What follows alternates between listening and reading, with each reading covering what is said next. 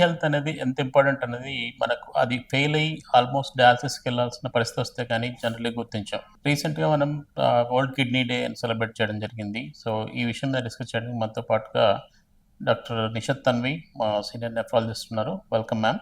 Hello sir. 12థ్ March రోజు మనం వరల్డ్ కిడ్నీ డేగా సెలబ్రేట్ చేయడం జరిగింది. దాని గురించి కొంచెం చెప్తారా? థీమ్ ఏంటి?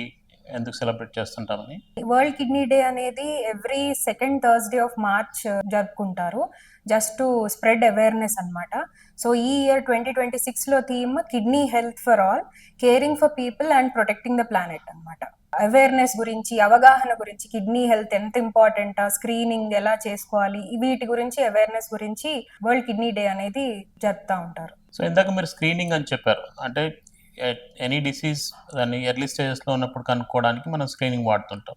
సో ఈ కిడ్నీ డిసీజ్ విషయానికి వస్తే స్క్రీనింగ్ అనేది ఎవరికి మనం సజెస్ట్ చేస్తుంటాం? సో కిడ్నీ డిసీజ్ అనేది కొంచెం హై రిస్క్ గ్రూప్స్లో చాలా కామన్ అనమాట. ఎస్పెషలీ లాంగ్ స్టాండింగ్ డయాబెటీస్ ఉన్న వాళ్ళకి, టైప్ 1 కానీ టైప్ 2 కానీ, హైపర్ టెన్షన్ అంటే బ్లడ్ ప్రెషర్ గురించి మెడికేషన్ తీసుకున్న వాళ్ళు, లేదా చాలా కాలం పెయిన్ కిల్లర్స్ ఎవరైనా చాలా వాడుతున్న వాళ్ళు, నెక్స్ట్ జెనెటిక్ కిడ్నీ డిసీజెస్ అంటారు. అంటే ఫ్యామిలీ పరంగా జనరేషన్స్గా కొంతమందికి కిడ్నీ ఇష్యూస్ ఉంటాయి వాళ్ళలో. అండ్ రిపీటెడ్గా ఎవరికైనా యూరినరీ ట్రాక్ట్ ఇన్ఫెక్షన్స్ లేదా కిడ్నీ స్టోన్స్ వచ్చిన వాళ్ళు, వీళ్ళు కొంచెం హై రిస్క్ గ్రూప్స్. వీళ్ళలో కిడ్నీ డిసీజ్ చాలా కామన్. సో వీళ్ళు ఖచ్చితంగా 3 to 6 months కిడ్నీ హెల్త్ గురించి స్క్రీనింగ్ టెస్ట్ చేయించుకోవడం బెటర్ అనమాట. కిడ్నీ ఒకసారి అంటే మాల్ ఫంక్షన్ అంటే దాని ఫంక్షన్ తగ్గిపోయి మెల్లమెల్లగా ఫెయిల్యూర్ స్టేజ్కి వెళ్తూ ఉంటుంది. సో అసలు ఈ ఫెయిల్యూర్కి డిఫరెంట్ రీజన్స్ ఏంటి? కిడ్నీ ఫెయిలియర్కి రీజన్స్ బ్రాడ్గా 2 ఉంటాయి. అక్యూట్ కిడ్నీ ఇంజరీ అంటారు, అంటే ఏకేఐ. అంటే టెంపరీ కాజెస్, సపోజ్ ఏమైనా సివియర్ ఇన్ఫెక్షన్ మూలాన బ్లడ్ ప్రెషర్ చాలా లో అయిపోయినంత సివియర్గా ఇన్ఫెక్షన్ వచ్చింది, దాన్ని సెప్టిక్ షాక్ అంటారు. ఐసీయూలో అడ్మిట్ అవుతారు, సివియర్ న్యూమోనియాస్ అని, లేదా severe urinary tract infections, any infections, లేదా మేజర్ సర్జరీ తర్వాత. సో అలాంటి సిచ్యువేషన్స్లో అండ్ సివియర్గా వామిటింగ్స్ లేదా లూజ్ టూల్స్ అయిన వాళ్ళు, ఎస్పెషలీ ఎల్డర్లీ వాళ్ళకి సడన్గా, అంటే నార్మల్ ఉన్న క్రియాటినిన్ సడన్గా ఆ టైంలో పెరగడం అనేది అక్యూట్ కిడ్నీ ఇంజరీ అంటారు. అంటే సడన్గా ఆ ఇన్ఫెక్షన్ మూలాన సమ్ ఇన్సల్ట్ వల్ల పెరుగుతుంది. సెకండ్ థింగ్ ఏంటంటే క్రానిక్ కిడ్నీ డిసీజ్. అంటే ఇది స్లోగా ప్రోగ్రెస్ అవుతూ చాలా కాలం నుంచి ఉన్న కిడ్నీ డిసీజ్ ని క్రానిక్ కిడ్నీ డిసీజ్ అంటారు. మోస్ట్లీ ఈ లైఫ్ స్టైల్ డిసీజెస్ ఉన్న వాళ్ళకంటే, ఈ డయాబెటీస్, హైపర్ టెన్షన్ ఉన్న వాళ్ళకి ఈ క్రానిక్ కిడ్నీ డిసీజ్ అనేది ఉంటుంది. కానీ అది బయటపడేసరికి మనకి చాలా లేట్ స్టేజెస్ లో బయటపడుతుంది. సెకండ్ టైప్ అనమాట. బ్రాడ్ గా ఈ రెండు ఉంటాయి. థర్డ్ అంటే ఆటో ఇమ్యూన్ కాజెస్ కొన్ని ఉంటాయి. ఆటో ఇమ్యూన్ డిసీజెస్ ఉన్న వాళ్ళు, గ్లోమెరులో నెఫ్రైటిస్ అంటారు. సో వాళ్ళకు కూడా కిడ్నీ డిసీజ్ ప్రోగ్రెస్ అవుతూ కిడ్నీ ఫెయిల్యూర్ కి కొన్ని డిసీజెస్ ప్రోగ్రెస్ అవ్వచ్చు. అసలు ఈ కిడ్నీ ఫెయిల్యూర్ అని ఎప్పుడు లేబుల్ చేస్తుంటారు? అండ్ ఒక కిడ్నీ ఫెయిల్ అయితే సరిపోతుందా ఇలా చెప్పడానికి, లేదా బోత్ కిడ్నీస్ ఎఫెక్ట్ అయినప్పుడు మాత్రమే ఫెయిల్యూర్ అంటుంటామా? ఈ క్వశ్చన్ చాలా మంది పేషెంట్స్ అదే అడుగుతారు, డాక్టర్ గారు నా ఒక కిడ్నీ పాడైపోయిందా లేదా రెండు పాడైపోయాయా అనేది. సో ఈ కిడ్నీ ఫంక్షన్ టెస్ట్ మనం ఏదైతే చేస్తామో క్యూములేటివ్ గా రెండు కిడ్నీస్ ఫంక్షన్ కలిపి మాత్రమే మనకి ఇన్ఫర్మేషన్ అందుతుంది. ఒక కిడ్నీ కరెక్ట్ గా పనిచేసిన మనిషి ఫంక్షనింగ్ కి లేదా క్రియాటినిన్ వాల్యూకి ఏమీ ప్రాబ్లం ఉండదు. వన్ కిడ్నీ ఫంక్షన్ చేసిన, సపోజ్ ఒక బై బర్త్ ఎవరికైనా కిడ్నీ లేదు, లేదా సర్జరీ వల్ల తీసేశారు ఒక కిడ్నీ, అయినా ఇంకో కిడ్నీ కాంపెన్సేట్ చేసుకొని నార్మల్ గా ఆ ఎక్స్క్రీటరీ ఫంక్షన్ క్యారీ అవుట్ చేస్తుంది. క్రియాటినిన్ కూడా నార్మలే ఉంటుంది. ఈవెన్ వాలంటరీ కిడ్నీ డోనర్స్ ఎవరైతే వాళ్ళ ఫ్యామిలీ మెంబర్స్ కి డొనేట్ చేస్తారో వాళ్ళకి కూడా ఒకే కిడ్నీ ఉంటుంది. వాళ్ళకి కూడా నార్మల్ క్రియాటినినే ఉంటుంది, ప్రొవైడెడ్ వాళ్ళకి ఏంటంటే వేరే factors like diabetes, hyper tension, లేదా ఏమైనా హార్ట్ ఇష్యూస్ అలాంటివి ఉండకూడదు. సో స్క్రీనింగ్ టెస్ట్ చేసుకున్న వాళ్ళకైతే కనుక వాల్యూస్ ఏమైనా అబ్నార్మల్ ఉంటే ముందే డిటెక్ట్ చేయగలుగుతాం. బట్ ఒకవేళ వాళ్ళు స్క్రీనింగ్ చేయించుకోలేదు, బట్ లోపల కిడ్నీ అనేది ఫెయిల్ అవుతుంది. సో అలాంటప్పుడు వాళ్ళు ఎలా గుర్తించాలి? ఎలాంటి లక్షణాలు వాళ్ళకి కనబడుతుంటాయి? సో కామన్ గా లక్షణాలు, సిమ్టమ్స్ ఏముంటాయంటే కాళ్ళు వాపులు రావడము, పొద్దున్న లేవంగానే కళ్ళ కింద ఐలిడ్స్, లోవర్ ఐలిడ్స్ దగ్గర కొంచెం స్వెల్లింగ్ లాగా అబ్జర్వ్ చేయడము, కొంచెం మొహం ఫేషియల్ స్వెల్లింగ్ అంటారు, ఓవరాల్ కొంచెం మొహం వాసి ఉంటుంది, ఎస్పెషలీ ఐలిడ్స్ దగ్గర వాపు గమనిస్తూ ఉంటారు. లేదా యూరిన్ లో ఫ్రాతీ యూరిన్ అంటారు, అంటే డిటర్జెంట్ వాటర్ లాగా, సోప్ వాటర్ లాగా మనకి అపియరెన్స్ ఉంటుంది. సో అంటే వైల్ ఫ్లషింగ్ కొంచెం గమనిస్తే better. So especially high risk groups ఎవరికైతే డయాబెటీస్, హైపర్ టెన్షన్ లేదా జెనెటిక్ కిడ్నీ డిసీజ్ ఉంటాయి, వేరే పెయిన్ కిల్లర్స్ వాడిన వాళ్ళు ఇలాంటి సైన్స్ మనం గమనిస్తే బెటర్. అండ్ వేగ్ సిమ్టమ్స్ కూడా కొన్ని ఉంటాయి, లైక్ టయర్డ్నెస్, ఎక్సెసివ్ టయర్డ్నెస్, అంటే లో గ్రేడ్ ఫీవర్స్, ఈవినింగ్ అవ్వగానే కొంచెం చలిలాగా జ్వరంలాగా అనిపించవచ్చు, ఎనీమియా ఉంటుంది, బాగా పేల్గా ఉంటారు. ఇవి కొన్ని వేగ్ సిమ్టమ్స్. బట్ ఈ హై రిస్క్ గ్రూప్స్ లో వీళ్ళు కొంచెం జాగ్రత్తగా స్క్రీనింగ్ చేసుకుంటే తొందరగా బయటపడే అవకాశం ఉంటుంది. సో ఈ స్క్రీనింగ్ అన్నారు కదా, దీంట్లో ఏ టెస్ట్ ఉంటాయి అండ్ టెస్ట్ లో జనరల్లీ ఏమేమి చూస్తుంటాం? సో ఎర్లీగా డిటెక్ట్ చేయాలంటే కంప్లీట్ యూరిన్ అనాలిసిస్ అనేది బెస్ట్ టెస్ట్. సో దానిలో ఏంటంటే ఏమైనా యూరిన్ లో ప్రోటీన్ లీక్ ఉందా, బ్లడ్ లీక్ ఉందా, ఏమైనా ఇన్ఫెక్షన్ ఉందా, ఇవన్నీ బ్రాడ్ గా తెలిసిపోతాయి. సో కంప్లీట్ యూరిన్ అనాలిసిస్ అనేది ఒకటి. Second thing renal function test అంటారు, అంటే దాంట్లో మన కిడ్నీ పనితీరు గురించి మనకి ఇండికేటర్స్ వస్తాయన్నమాట. సీరం యూరియా అనేది, క్రియాటినిన్ అనేది, ఎలక్ట్రోలైట్స్ అనేవి అవి నార్మల్గా ఉన్నాయా వాల్యూస్ లేదా అనేది మనం చూసుకోవాలి. ఈ రెండు మేజర్ గా చేస్తాము. అండ్ డయాబెటీస్ ఉన్న వాళ్ళు ఈ HbA1c అనేది స్క్రీనింగ్ చేసుకోవాలి every 3 or 6 months depending on వాళ్ళ షుగర్ కంట్రోల్ బట్టి. బీపీ అనేది రెగ్యులర్ గా క్లినిక్ లో కానీ ఇంట్లో ఎలక్ట్రానిక్ డివైజెస్ ద్వారా కానీ చెక్ చేసుకుంటే బెటర్. సో చాలా మంది వాళ్ళకు ఇబ్బంది వచ్చినప్పుడు, మూత్రం రిలేటెడ్ అవుతున్నప్పుడు యూరాలజిస్ట్ కలవాలా, నెఫ్రాలజిస్ట్ ని కలవాలా అనేది చాలా మందికి తెలియదు. సో నెఫ్రాలజిస్ట్ ఏంటంటే medical conditions of the kidneys అనేది ట్రీట్ చేస్తారు. సర్జికల్ ఆస్పెక్ట్స్ అన్ని యూరాలజీ వాళ్ళు డీల్ చేస్తారు, సచ్ యాజ్ ఈ స్టోన్స్ ఏమైనా వచ్చినా, లేదా ఏమైనా క్యాన్సర్స్ ఆర్ ప్రాస్ట్రేట్ ప్రాబ్లమ్స్, ఏమైనా బ్లాకేజెస్ ఉన్నా స్టెంట్స్ వేయడం, ఇవన్నీ యూరాలజీ వాళ్ళు చేస్తారు. Nephrology kidney diseases protein leaks ఇవన్నీ డిటెక్ట్ అయినప్పటి నుంచి క్రానిక్ కిడ్నీ డిసీజ్ కానీ, అక్యూట్ కిడ్నీ డిసీజ్ కానీ, లేదా ఆటో ఇమ్యూన్ కాజెస్ వీళ్ళే ట్రీట్ చేస్తారు. And even dialysis, transplant, before transplant and follow up of transplant patient కూడా నెఫ్రాలజిస్ట్ చేస్తారు. బట్ ద సర్జరీ, ఆ ట్రాన్స్ప్లాంట్ సర్జరీ మాత్రం యూరాలజిస్ట్ ఆర్ మన ట్రాన్స్ప్లాంట్ సర్జన్స్ చేస్తారు. So surgical aspect urologist deal చేస్తారు, medical aspect అంతా నెఫ్రాలజిస్ట్ డీల్ చేస్తారు. వాళ్ళ కిడ్నీస్ ఫెయిల్ అవుతున్నాయంత తెలిసిన తర్వాత డయాలసిస్ కి వెళ్ళాల్సిందేనా, దాని ముందు ఇంకా మెడికల్ మేనేజ్మెంట్స్ ఏమైనా ట్రై చేస్తుంటారా? సో కిడ్నీ ఫెయిలియర్ అంటే క్రానిక్ కిడ్నీ డిసీజ్ లో స్టేజెస్ ఉంటాయి, 1, 2, 3, 4, 5. సో 5th స్టేజ్ అనేది ఆల్మోస్ట్ మన ఫిల్టరేషన్ అనే ఫ్రాక్షన్ అనేది ఉంటుంది. GFR అనేది బిలో 15 వస్తే క్రానిక్ కిడ్నీ డిసీజ్ స్టేజ్ 5 అంటారు. ఆ స్టేజ్ లో వచ్చాక కిడ్నీ ఫెయిల్ అయిపోయింది అనే స్టేజ్ వచ్చాక మనకి సిమ్టమ్స్ కొన్ని వస్తాయి, లైక్ యూరిన్ తగ్గిపోవడము లేదా ఆగిపోవడము, కాళ్ళ వాపులు, ఆయాసంగా ఉండడము, ఆకలి వేయకపోవడం. ఈ సిమ్టమ్స్ వచ్చినప్పుడు మనం రీనల్ రీప్లేస్మెంట్ థెరపీ అనే ఆప్షన్స్ 2 ఉంటాయి. సో కిడ్నీ పని చేయట్లేదు, సో నెక్స్ట్ ఏంటి, ఎయిదర్ డయాలిసిస్ ఆర్ ట్రాన్స్ప్లాంట్. ఈ 2 ఆప్షన్స్ మనం ఫ్యామిలీతో డిస్కస్ చేస్తాం. డయాలిసిస్ అంటే మనం కిడ్నీ చేసే పని మషీన్ చేస్తుంది. ట్రాన్స్ప్లాంట్ అంటే ఎయిదర్ లివింగ్ ఆర్ డోనర్, అంటే మన జీవన్ దాన్ స్కీమ్ నుంచి ఆర్గన్ డోనర్ నుంచి వచ్చే కిడ్నీ. లివింగ్ డోనర్ అంటే మన నియర్ రిలేటివ్స్, క్లోజ్ రిలేటివ్స్ ఇచ్చే కిడ్నీ, అలా వాళ్ళకి ట్రాన్స్ప్లాంట్ చేయడం అనేది జరుగుతుంది. సో ఈ 2 మొడాలిటీస్ మనం వాళ్ళకి చాయిస్ ఆఫర్ చేస్తాము.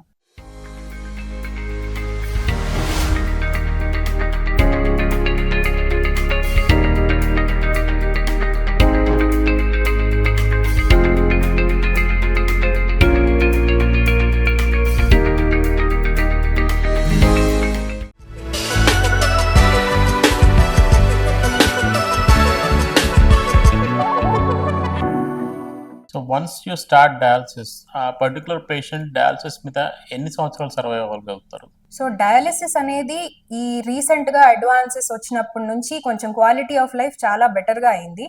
అంటే డయాలిసిస్ రిలేటెడ్ చాలా స్టిగ్మా ఇంకా జనరల్ పాపులేషన్ లో చాలా ఉంది. డయాలిసిస్ అంటే ఇంకా జీవితం అయిపోయింది అన్న స్టిగ్మా చాలా ఎక్కువ ఉంది. ప్రీవియస్ డేస్ లో అయితే డయాలిసిస్ మీదకి వచ్చాక మన లైఫ్ స్పాన్ 5 to 10 years అనేవాళ్ళం, కానీ లాస్ట్ డెకేడ్ నుంచి అయితే కొంచెం ఈవెన్ 15-20 years కూడా బాగా, అంటే స్మూత్ గా క్వాలిటీ ఆఫ్ లైఫ్ బాగుండి ఉన్న వాళ్ళు ఉన్నారు.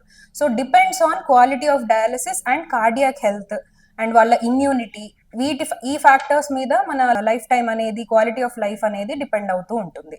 కొన్నిసార్లు ఐసీయూలో పేషెంట్లు ఉన్నప్పుడు వాళ్ళకి, అంటే ఇదివరకు కిడ్నీ ఇష్యూస్ లేవు బట్ ఇన్ఫెక్షన్ వల్ల ఇందాక వస్తుంది అన్నారు కదా, అక్యూట్ కిడ్నీ ఇంజరీ అని చెప్పి.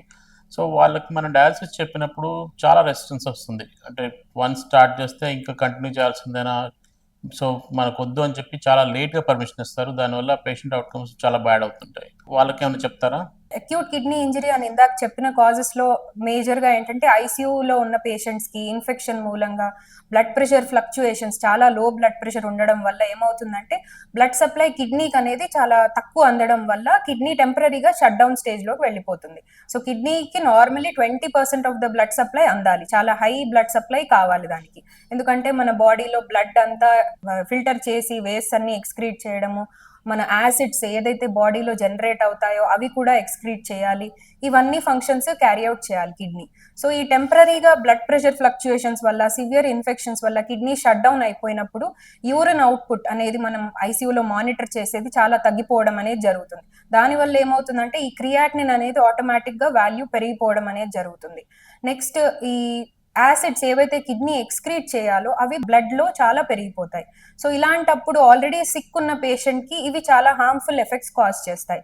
సో మనం ఆ టైంలో పేషెంట్స్ కి కౌన్సిల్ చేస్తాం, ఇలా యూరిన్ రావట్లేదు అండ్ యాసిడ్స్ అక్యూములేట్ అవుతున్నాయి and it is time to initiate dialysis అని. ఈ డయాలిసిస్ ఏంటంటే as soon as patient recovery మొదలయ్యే కొద్దీ మేము ఫ్రీక్వెన్సీ తగ్గించి తర్వాత ఆపడం అనేది జరుగుతుంది. యూరిన్ అవుట్పుట్ ఎప్పుడైతే అందుకుంటుందో అంటే బీపీ ఫస్ట్ స్టేబిలైజ్ అవ్వాలి, బీపీ ఫస్ట్ స్టేబిలైజ్ అవుతే స్లోగా యూరిన్ అవుట్పుట్ మొదలవుతుంది, కిడ్నీ రికవర్ అయ్యి ఆటోమేటిక్ గా. ఎందుకంటే మన కిడ్నీకి రికవరీ అడాప్టబిలిటీ కెపాసిటీ ఉంటుంది, మన ఆ సెల్స్ అవి ఓన్ అడాప్టబిలిటీ ఉంటుంది దానికి. సో రిపేర్ చేసుకునే స్టేజ్ వచ్చేదాకా మనం కొంచెం సపోర్ట్ ఇచ్చి తర్వాత విత్డ్రా చేయడం అనేది జరుగుతుంది. సో జనరల్లీ బ్లడ్ పంపింగ్ అనేది హార్ట్ చేస్తుంటుంది. సో బ్లడ్ ప్రెషర్ రిలేటెడ్ అందరూ హార్ట్ మెయిన్ రీజన్ అంటున్నారు. బట్ కిడ్నీ ఇష్యూస్ వచ్చినప్పుడు మన హార్ట్ నుంచి ఎంత పంపింగ్ ఉన్నా కానీ ప్రెషర్ అనేది మాత్రం చేంజ్ అవుతూ ఉంటుంది. సో ఈ కిడ్నీకి బ్లడ్ ప్రెషర్కి ఉన్న రిలేషన్ ఏంటి? ఈ బ్లడ్ ప్రెషర్ అనేది హైపర్ టెన్షన్ ఉన్న వాళ్ళకి చిన్న రక్త నరాలు అనేవి అన్ని ఓవరాల్ ఎంటైర్ బాడీలో ఎఫెక్ట్ అవుతుంది. సో కిడ్నీకి ఉన్న బ్లడ్ సప్లై కూడా ఎఫెక్ట్ అవుతుంది. సో హై బ్లడ్ ప్రెషర్ ఉండగా హై ప్రెషర్ వల్ల కిడ్నీ స్లోగా డ్యామేజ్ జరిగిపోవడం అనేది జరుగుతుంది. యాజ్ వెల్ యాజ్ మన కిడ్నీ డ్యామేజ్ అనేది జరుగుతూ ప్రోగ్రెస్ అవుతూ ఉన్న కొద్దీ కిడ్నీ ఫంక్షనింగ్ తగ్గిపోయే కొద్దీ అది కూడా మళ్ళీ రివర్స్ లో హైపర్ టెన్షన్ అనేది కంట్రోల్ తప్పిపోతుంది. సో కిడ్నీ డిసీజ్ అడ్వాన్స్ అయ్యే కొద్దీ బీపీ కూడా చాలా షూటప్ అయిపోవడం జరుగుతుంది. ఎందుకు అంటే ఈ 2 ways ఎందుకు పాసిబుల్ అంటే కిడ్నీయే మన బ్లడ్ ప్రెషర్ ని రెగ్యులేట్ చేస్తుంది, కిడ్నీ వల్ల బ్లడ్ ప్రెషర్ అనేది రెగ్యులేట్ అవ్వడము జరుగుతుంది. కానీ కిడ్నీ అంటే కిడ్నీ ఫెయిల్ అయ్యే కొద్దీ బ్లడ్ ప్రెషర్ రెగ్యులేషన్ కూడా మొత్తం తప్పిపోవడం జరుగుతుంది. సిమిలర్ గా కిడ్నీకి హార్ట్ కి ఉన్న రిలేషన్ ఏంటి? కిడ్నీ ఫెయిల్యూర్ అయిన వాళ్ళకి హార్ట్ మీద కూడా చాలా ఒత్తిడి పడి హార్ట్ ఫెయిల్యూర్ కూడా అవుతుందన్నమాట. సో హార్ట్ ఫెయిల్యూర్ వల్ల కిడ్నీ ఫెయిల్యూర్ రావచ్చు, లేదా కిడ్నీ ఫెయిల్యూర్ వల్ల హార్ట్ ఫెయిల్యూర్ కూడా రావచ్చు. సో ఈ రెండు ఇంటర్లింక్డ్ ఉంటాయి. బీపీకి కిడ్నీకి అండ్ హార్ట్ ఫెయిల్యూర్ కి కిడ్నీ ఫెయిల్యూర్ కి చాలా ఇంటర్లింక్స్ ఉంటాయి. So one leads to other అన్నమాట. ఎటువైపు ఇన్సల్ట్ నడుస్తుంది అనేది చెప్పడం చాలా కష్టం. సో ఈ ఫెయిల్యూర్ లో ఉన్న వాళ్ళు డయాలసిస్ స్టార్ట్ చేస్తారు, సైమల్టేనియస్ గా ట్రాన్స్ప్లాంట్ కూడా ట్రై చేస్తున్నారు అనుకోండి. సో ఈ ట్రాన్స్ప్లాంట్ ప్రాసెస్ ఎలా ఉంటుంది, వాళ్ళు ఎలా స్టార్ట్ చేయాలి? సో ట్రాన్స్ప్లాంట్ చేసుకోవాలని డిసైడ్ అయినప్పుడు లివింగ్ డోనార్ ఉన్నారా, ఎవరైనా ఫ్యామిలీలో నియర్ రిలేటివ్ ఎవరైనా రెడీగా ఉన్నారా అని ఫస్ట్ ఎంక్వైరీ చేస్తాము. వాళ్ళ బ్లడ్ గ్రూప్ మ్యాచ్ అవుతుందా అని స్టార్ట్ చేసి తర్వాత ఫస్ట్ ఆ డోనార్ అని ఎవరైతే ముందుకు వస్తున్నారో వాళ్ళ ఫిట్నెస్ ఫస్ట్ చూస్తాం. ఎందుకంటే డూ నో హార్మ్ అనేది మెయిన్ ఎయిమ్ అన్నమాట. అంటే ఇచ్చే మనిషి బాగుండాలి, ఫస్ట్ డోనార్ ఫిట్ ఉన్నారా లేదా అనేది ఫస్ట్ చూస్తాం. నెక్స్ట్ ఆయన ఫిట్ అని అన్నాక కొన్ని టెస్ట్ ఉంటాయి, ఏదైతే పేషెంట్ రిలేటెడ్ కార్డియక్ హెల్త్ బాగుందా పేషెంట్ది, ఎందుకంటే ఎనస్థీషియా ఇవ్వడం అప్పుడు ఏమైనా రిస్క్ ఫ్యాక్టర్స్ ఉంటాయా, కార్డియక్ హెల్త్ ఎలా ఉంది అనేది రెసిపియంట్ పరంగా కూడా కొన్ని టెస్ట్ చేయడం జరుగుతుంది. డోనార్ పరంగా బేసిక్ టెస్ట్ ఉంటాయి. ఒకవేళ ఎల్డర్లీ డోనార్ అయితే కార్డియక్ హెల్త్ వాళ్ళది కూడా డీటెయిల్ గా ఇవాల్యుయేట్ చేసి ముందుకెళ్లడం అనేది జరుగుతుంది. సెకండ్ థింగ్ ఏంటంటే ఈ ఆర్గన్ డోనార్స్ నుంచి వచ్చే కిడ్నీ అంటే జీవన్ దాన్లో ఏమైనా రిజిస్ట్రేషన్ అవుతాయి, డిసీజ్ డోనార్ ట్రాన్స్ప్లాంట్ అంటారు. సో ఈ డిసీజ్ డోనార్ అంటే ఎవరైతే ఆర్గన్ డోనార్స్ ఉంటారో, ఎవరైతే రిజిస్టర్ అయ్యి జీవన్ దాన్ స్కీమ్ లో రిజిస్టర్ అవుతే ఆ పేషెంట్ గనక ఆర్గన్ ఎవరైనా డొనేట్ చేస్తే మనకి స్లాట్స్ అంటే పాయింట్ సిస్టమ్ ఉంటుంది. సో బేస్డ్ ఆన్ ఎంత డ్యూరేషన్ అయింది కిడ్నీ ఫెయిలియర్ అయ్యి, వాళ్ళ ఏజ్ ఎంత, సో ఏజ్ మ్యాచింగ్ ఉంటుంది, వాళ్ళ రిస్క్ ఫ్యాక్టర్స్ అంటే ఫిస్టులాస్ ఇవన్నీ ఎంత ఫెయిలియర్ అయ్యాయి, ఈ దాని మీద కొన్ని పారామీటర్స్ మీద పాయింట్ సిస్టమ్ ఉంటుంది. ఎవరైతే టాప్ ఆఫ్ ద లిస్ట్ ఉంటారో వాళ్ళకి అలాట్ చేయడం అనేది జరుగుతుంది ఈ జీవన్ దాన్ స్కీమ్ నుంచి. సో ఈ 2 ఆప్షన్స్ ఉంటాయి, ఎయిదర్ లివింగ్ డోనార్ లేదా జీవన్ దాన్ స్కీమ్ నుంచి కిడ్నీ ఏమైనా వస్తుందా అనేది. వెయిట్ టైమ్స్ డిపెండ్ అయి ఉంటాయి. మన తెలంగాణ రీజియన్ లో అయితే wait times minimum 3 to 4 years పడుతుంది.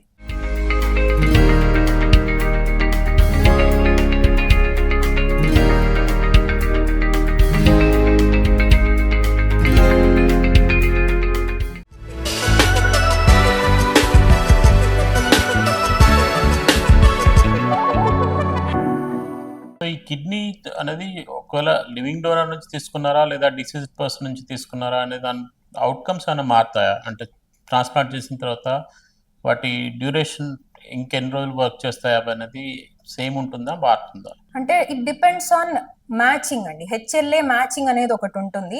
ఆ హెచ్ఎల్ఏ మ్యాచింగ్ డెఫినెట్ గా లివింగ్ డోనర్ లో పార్షియల్ 50% మ్యాచ్ అయినా ఉంటుంది. అదే డిసీజ్ డోనర్ అన్రిలేటెడ్ డోనర్ లో మ్యాచింగ్ ఉండదు. అండ్ డిసీజ్ డోనర్ ఏంటంటే ఆర్గన్ ఎక్కడి నుంచి వస్తుంది, ఎంత డిస్టెన్స్ ట్రావెల్ చేసి వస్తుంది, ఎంత టైం ల్యాప్స్ ఉంది ఆర్గన్ ప్రొక్యూర్ చేసి అక్కడి నుంచి ప్రొక్యూర్ చేసి మళ్ళీ పేషెంట్ కి అటాచ్ చేసేంత వరకు టైం గ్యాప్ ఎంత ఉంది, దాని మీద ఏంటంటే డిపెండ్ అయి ఉంటాయి మన అవుట్కమ్స్. ఎంత గ్యాప్ ఎక్కువ టైం ఉంటుందో, ఎంత టైం లేట్ డిలే అవుతుందో, సో ఆ టైంలో ఏంటంటే కిడ్నీ ఫంక్షన్ అంత తొందరగా రికవరీ అవ్వదు. అదే లివింగ్ డోనర్ అయితే జనరల్ గా 5 to 6 days లో క్రియాటినిన్ అనేది ఆల్మోస్ట్ లోయెస్ట్ రేంజ్ ఎంత పాసిబుల్ అవుతే depending on the quality of the kidney వచ్చేస్తుంది అనమాట. కొంచెం డిసీజ్ డోనర్ ఏంటంటే duration of the surgery and time taken for procurement based on that అది ఉంటుంది అనమాట. సో ఇవన్నీ ఫెయిల్యూర్ గురించి మనం అయితే ఏం చేస్తామని మాట్లాడుకున్నాం. ఒకవేళ ఫెయిల్ అవ్వకుండా ఒక మనిషి తన కిడ్నీస్ ప్రొటెక్ట్ చేసుకోవాలంటే హెల్దీ హ్యాబిట్స్ అనేవి ఎలాంటివి చూసుకోవాలి? ఫస్ట్ అయితే హై రిస్క్ గ్రూప్స్ చాలా కేర్ఫుల్ గా ఉండాలి. ఈ డయాబెటీస్, బ్లడ్ ప్రెషర్ ఉన్న వాళ్ళు అండ్ ఫ్రీక్వెంట్ గా యూరిన్ ఇన్ఫెక్షన్స్ వచ్చిన వాళ్ళు ఎవ్రీ 3 to 6 months స్క్రీనింగ్ చేసుకుంటా ఉండాలి. అంటే basic urine test, renal function test చేసుకోవాలి. చేసుకొని వాళ్ళు అంటే నెఫ్రాలజిస్ట్ తో ఫ్రీక్వెంట్ గా టచ్ లో ఉండాలి. నెక్స్ట్ జనరల్ పాపులేషన్ అంటే జనరల్ హెల్దీ హ్యాబిట్స్ అంటే స్మోకింగ్, ఆల్కహాల్ ఇలాంటి అలవాట్లు మానేయాలి. అండ్ ఫిజికల్ ఎక్సర్సైజ్ ఒకటి, అంటే గైడ్ లైన్స్ ప్రకారం minimum of 150 minutes per week is good అనమాట. So 150 minutes per week exercise, physical exercise చేయాలి. సాల్ట్ అవాయిడ్ చేయాలి. ప్రాసెస్డ్ ఫుడ్ ఏదైతే మన అన్ని జంక్, చిప్స్ ఇవన్నీ ఎక్స్ట్రా సాల్టీగా ఉంటాయి, ప్రాసెస్డ్ ఫుడ్ ఇవన్నీ అవాయిడ్ చేస్తే బెటర్. ఎందుకంటే salt is enemy of kidney అనమాట. కిడ్నీయే మనం తినే సాల్ట్ ని, ఎలక్ట్రోలైట్స్ ని ఎంత అవసరమో ఉంచుతుంది, మిగతా అదంతా ఎక్స్క్రీట్ చేయాలి. సో మనం మోర్ సాల్ట్ ఎక్కువ తీసుకుంటే కిడ్నీ మీదనే బర్డెన్ పడుతుంది అండ్ కిడ్నీ అలా రాను రాను డ్యామేజ్ పెరుగుతూ వెళ్ళిపోతుంది. సో సాల్ట్ రెస్ట్రిక్ట్ చేయాలి. ఈ షుగరీ డ్రింక్స్ ఒకటి, కోలాస్ కానీ సమ్ రెడ్ బుల్ అలాంటివి షుగరీ డ్రింక్స్ అవాయిడ్ చేయాలి. అండ్ ఏమైనా ఎక్సర్సైజ్కి వెళ్తున్నారు లేదా మ్యారథాన్ ఇలాంటివి ఏమైనా ఇంట్రెస్ట్ ఉన్న వాళ్ళు ఫ్రీక్వెంట్ గా అంటే హైడ్రేటెడ్ గా ఉండాలి. అండ్ ఈ మోస్ట్ కామన్ డౌట్స్ ఏంటంటే ఈ జిమ్ గోవర్స్ ఉంటారు, ఆ క్రియాటిన్ సప్లిమెంట్ ఏదో తీసుకుంటా ఉంటారు. సో జనరల్ గా గైడ్ లైన్స్ ప్రకారం ఏమీ క్లియర్ గా ఏం ఎవిడెన్స్ లేదు, బట్ క్రియాటిన్ కంటే whey protein or much safer and limit ఉంటుంది. నాట్ లైక్ ఎంత అంటే అంత తీసుకోవడం అనేది ఉండదు. So normal protein requirement for human being is 1 gram/kg అనమాట. అంటే 60 kg మనిషికి 1 gram/kg అంటే 60 gram ప్రోటీన్ రిక్వైర్మెంట్ మాత్రమే ఉంటుంది. సో అంత రెస్ట్రిక్షన్ లో మనం ఆ రేంజ్ లో తీసుకుంటే సరిపోతుంది. ఈవెన్ నార్మల్ మన హోమ్ ఫుడ్ లో ఉన్న హోమ్ రిలేటెడ్ ప్రోటీన్ ఫుడ్ సరిపోతుంది. సో ఈ వాటర్ తీసుకోవడం గురించి ఒక్కొక్కరు ఒకలా చెప్తుంటారు. మినిమం ఎంత తీసుకోవాలి, లేదా ఇంకొంతమంది ఏమో మీ బాడీకి తగ్గట్టు అలవాటు ఉన్న దాని ప్రకారం తీసుకోవాలి. మీరేం చెప్తుంటారు? సో నార్మల్ కిడ్నీ ఫంక్షన్ ఉన్న వాళ్ళు కనీసం 2.5 to 3 liters సరిపోతుంది. అదే కిడ్నీ ఇష్యూ ఉండి కొంచెం CKD అనే పాపులేషన్ లో ఏంటంటే కొంచెం కాళ్ళ వాపులు వచ్చే టెండెన్సీ ఉంటుంది. ఎవరికైతే యూరిన్ లో ప్రోటీన్ లీక్ ఉంటుందో, ప్రోటీన్ యూరియా అంటారు, వాళ్ళకి కాళ్ళ వాపులు వచ్చే టెండెన్సీ ఉంటుంది. వాళ్ళకి మేము ఇండివిజువల్ గా ఒక్కొక్కరికి ఒక్కొక్కలాగా మేము ఫ్లూయిడ్ రెస్ట్రిక్షన్ అని చెప్తా ఉంటాం. జనరల్ గా పబ్లిక్ కి ఏంటంటే కిడ్నీ ప్రాబ్లం ఉంది అంటే వాటర్ బాగా తాగాలి అనే మిస్కన్సెప్షన్ ఒకటి ఉంది. అది only for stone related problems, ఎవరికైతే స్టోన్ ఉంటుందో వాళ్ళు వాటర్ ఇంటేక్ తక్కువ తీసుకుంటారో వాళ్ళకి అది అడ్వైజబుల్ అనమాట. వాటర్ తీసుకోవడం కొంచెం 2.5 to 3 is ఓకే. అంతేగాని ఈ కొంతమంది పొద్దున్న లేవంగానే ఒక 1 liter తీసేసుకోవడం దాని వల్ల పెద్ద ప్రయోజనం ఏమి ఉండదు. ఓవర్ అ పీరియడ్ ఆఫ్ మొత్తం 24 hours లో టోటల్ గా 2.5-3 is good for healthy living. Medication విషయానికి వస్తే చాలా మంది ఓన్గా ఏదో మెడిసిన్ తీసుకుంటూ ఉంటారు. వాళ్ళ ఫ్యామిలీ మెంబర్ చెప్తానో, లేదా ఫార్మసిస్ట్ చెప్తానో, లేదా ఈ మధ్య ఇన్ఫ్లుయెన్సర్స్ చెప్పినా కానీ ఏదో ఒకటి తీసుకుంటున్నారు. ఎలాంటి పర్టికులర్ మెడికేషన్స్ కిడ్నీని బాగా హార్మ్ చేస్తుంటాయి? సో మెడిసిన్స్ లో బేసిక్ గా పెయిన్ కిల్లర్స్ అనేవి చాలా హార్మ్ఫుల్ అండి కిడ్నీస్ కి. వన్స్ ఆర్ ట్వైస్ ఏమైనా severe pain for some surgery అయితే అంత నష్టం జరగకపోవచ్చు. But over a period of time especially ఈ ఆర్థరైటిస్ ఉన్న వాళ్ళు, మోకాళ్ళు అరిగిపోయిన వాళ్ళు ఎస్పెషలీ వాళ్ళు పెయిన్ కిల్లర్స్ ఏంటంటే మెడికల్ షాప్‌కి వెళ్ళిపోయి ఓవర్ ద కౌంటర్ తీసేసుకొని పెయిన్‌కనేసి అది వాడడం అనేది లాంగ్ టర్మ్‌గా జరుగుతూ ఉంటుంది. సో, దానివల్ల కిడ్నీ స్లోగా డ్యామేజ్ లోపల జరుగుతూ ఉంటుంది. అది బయటపడేసరికి చాలా అడ్వాన్స్ అయిపోతుంది. ఆ టైంలో మనం చేయడానికి ఏముండదు. So, especially pain killers avoid చేయాలి. అండ్ కొన్ని హెర్బల్ అండ్ ఆయుర్వేదిక్ సప్లిమెంట్స్ కూడా ఈ మధ్య డేంజరస్‌గా ఉంటున్నాయి. ఎందుకు అంటే దాంట్లో హెవీ మెటల్స్ ఉంటాయి. లెడ్ అండ్ మెర్క్యూరీ చాలా వాటిలో ట్రేసెస్ కనిపిస్తున్నాయి. సో, దానివల్ల కిడ్నీ ఎఫెక్ట్స్ చాలా ఉంటున్నాయి. ప్రోటీన్ లీక్ స్టార్ట్ అయిపోవడం, క్రియాటినిన్ అబ్నార్మల్ అయిపోవడం ఇవన్నీ జరుగుతూ ఉన్నాయి. సో, ఎస్పెషలీ జాండిస్ వస్తుందని ఏదో హెర్బల్ మెడిసిన్ తీసుకొని చాలామంది వస్తూ ఉంటారు. ఈవెన్ ఇండియా నుంచి పేపర్స్ కూడా ఉన్నాయి. ఈ హెర్బల్ అండ్ ఆయుర్వేదిక్ మెడిసిన్ వల్ల కిడ్నీ ప్రాబ్లం చాలా వరకు వచ్చే అవకాశాలున్నాయి. సో, బెటర్ టు అవాయిడ్ ఆ మెడిసిన్స్. డాక్టర్‌ని కన్సల్ట్ అయిన తర్వాత మాత్రమే ఆ డెసిషన్ తీసుకోవాలి. మెడిసిన్స్ ఒక మోతాదులో తీసుకున్నంత వరకు మన బాడీకి హెల్ప్ చేస్తుంటాయి. బట్ ఆ మోతాదు తప్పినా అండ్ తీసుకునే ఫ్రీక్వెన్సీలో మారినా గానీ దానివల్ల సైడ్ ఎఫెక్ట్స్ అనేవి చాలా ఎక్కువ ఉంటుంటాయి. సో, అందుకని మెడిసిన్స్ తీసుకునే ముందు ఒక క్వాలిఫైడ్ ఫిజిషియన్ నుంచి మాత్రమే అడ్వైస్ తీసుకోండి. And that way you can save your kidneys అని చెప్తున్నారు. అండ్ ఇన్ కేస్ మీకు ఏమైనా క్వెషన్స్ ఉన్నాయి ఆవిడని కలవాలంటే కనుక she will be available at our Nizampet unit. You can meet her with prior appointment. Thank you.